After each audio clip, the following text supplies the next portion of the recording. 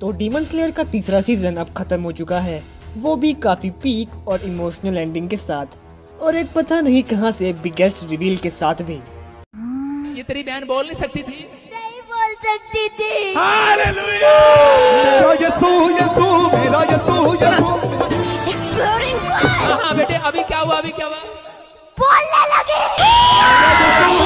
मेरा यीशु यीशु मेरा यीशु यीशु मेरा यीशु यीशु मेरा यीशु यीशु मेरा यीशु यीशु मेरा यीशु यीशु मेरा यीशु यीशु मेरा यीशु।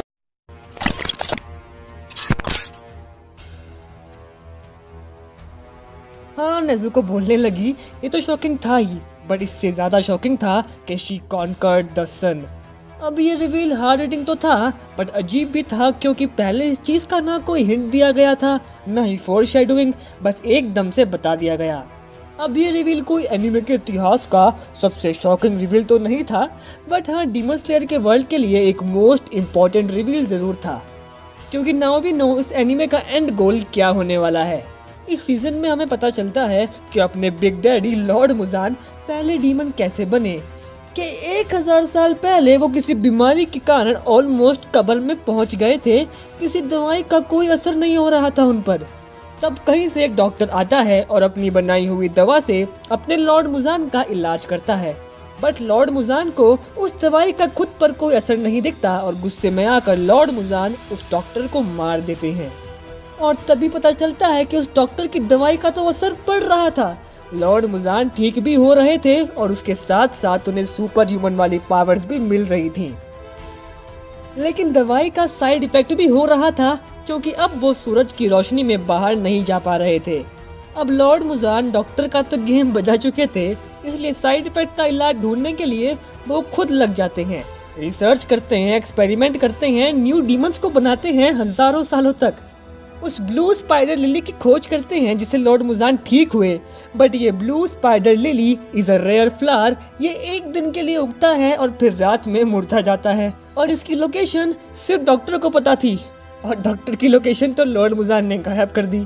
तो ओवरऑल देखें तो लॉर्ड मुजान सूरज को कॉन्कर करने में लगे थे, एंड जब नेज़ुको सूरज को कॉन्कर कर लेती है, डोंट नो हाउ, तब मुजान भाई का अंग अंग भड़क उठता है, क्योंकि अब उन्हें रिसर्च करने की कोई जरूरत नहीं, ब्लू स्पाइडर लिली को ढूंढने की कोई जरूरत नहीं, अब बस उन्हें नेज़ुको को ढूंढना है और उसे कच्चा चबा जाना है।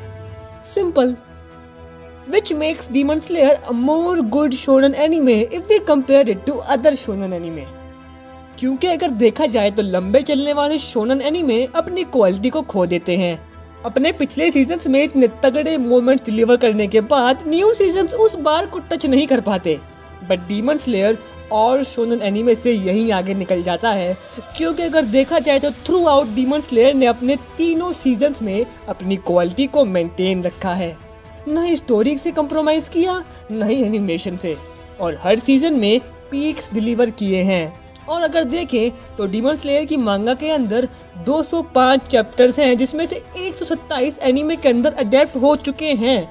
सो अगर मेरी काउंटिंग सही है तो अब डीमन स्लेयर के 2 सीजन और आएंगे, जिसमें सब कुछ हाई स्टेक पर होगा, क्योंकि अब मुजान नेज़ुको के पीछे, तांजीरो मुजान के पीछे, हाशिरा मुजान के पीछे, टू मच फन, मतलब फाइनल बैटल वाला माहौल, फुल ऑन एंटरटेनमेंट, तो मज़ा तो डेफिनेटली आएगा। अब देखना ये है कि मुजान सूरज को कॉन्कर कर पाएगा या उससे पहले उसका गेम बच जाएगा। खैर, ये तो आगे आने वाले सीजन में पता चलेगा, पर अभी उसमें वक्त है, तब तक आप चिंता मत कीजिए, मजे करिए और देखते रहिए एनीमे प्रिज्म।